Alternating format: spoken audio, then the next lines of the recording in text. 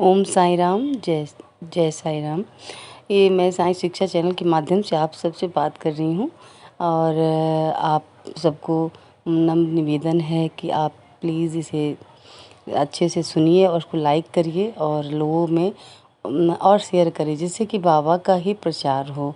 मैं चाहती हूँ कि सभी इसका आनंद उठाएं और सभी लोग इस महाप्राण का इसका शुभ फल मिले सबको।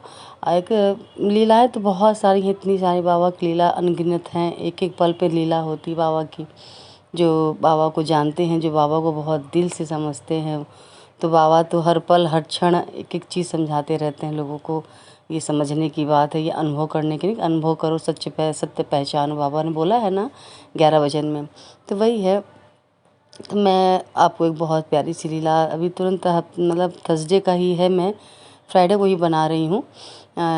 तो थर्सडे का ही ये मेरे साथ चमत्कार हुआ है और मैं आपको आपसे शेयर करना चाहती थी, क्योंकि आप हमारे परिवार के सदस्य हैं। साईं भक्त जितने भी हैं सब हमारे परिवार के ही हैं और जो नए बनना चाहते हैं तो वो बहुत उनका ही सौभाग्य है जो साईं परिवार से जुड़ेंगे। ये तो बाबा की कृपा होती है तभी वो जुड़ पाते हैं, क्योंकि उन्होंने ही कहा है कि जो शिरडी में लोग रहते भी थे बहुत सारे लोग, तब भी बाबा का दर्शन नहीं कर पाए।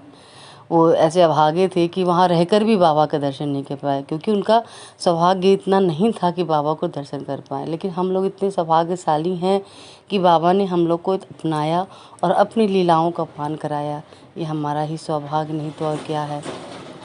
तो आप सबसे नम्र निवेदन है, इस चीज़ को प्लीज़ दिल से सुनिएगा और समझिएगा कि ये है कि नहीं मिरेकल। एक छोटी सी घटना, एक छोटी सी बात बहुत दिल को छू जाती है।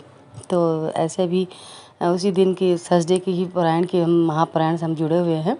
तो महापारायण हम कर रहे थे, तो मैंने अपने हस्बैंड का भी मतलब मेरे हस्बैंड भी की तरफ से भी मैं पढ़ती हूँ, क्योंकि उनको टाइम नहीं रहता है तो वही मैं रेगुलर में ही पढ़ लेती हूँ। अब फिर मैं अपना ही पारायण करती हूँ। तो फिर हम ऐसे मेरे हस्बैंड वाला जो 2 चैप्टर था मैंने पढ़ लिया था। फिर कुछ दिन हमको बच्चे के स्कूल जाना था, मैं स्कूल गई।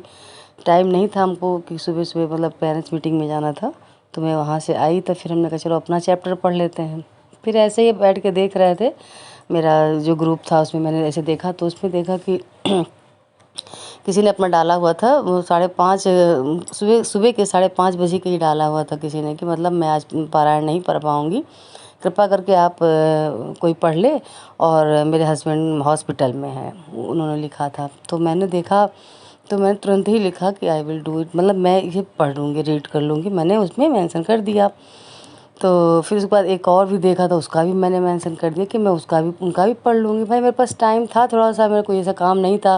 और फिर हमको लगता जो भी काम है वो किनारे करो, पहले बाबा का काम पहले करो। हमें ये ऐसा लगता है, मेरा ये ऐसी फीलिंग है कि सारे काम तो जीवन भर करने ही हैं। सप्ताह में 1 दिन तो मिलता है बाबा का, कम से कम उतना तो उनके लिए कुछ तो करें। मेरा ऐसा अनुभव है, मैंने ऐसे किया।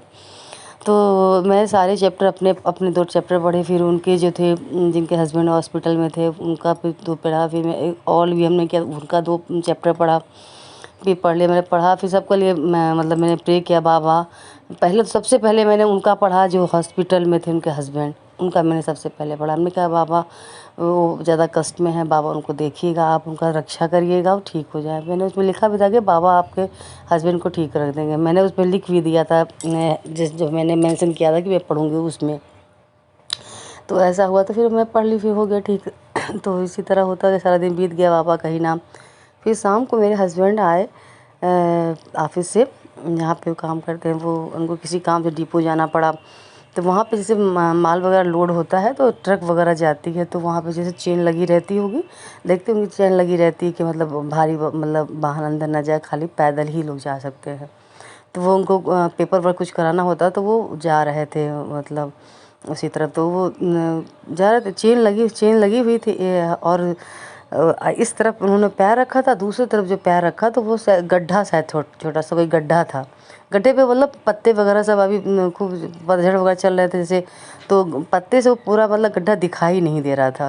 हाँ, तो गड्ढा था वो दिखाई बिल्कुल दे नहीं रहा था।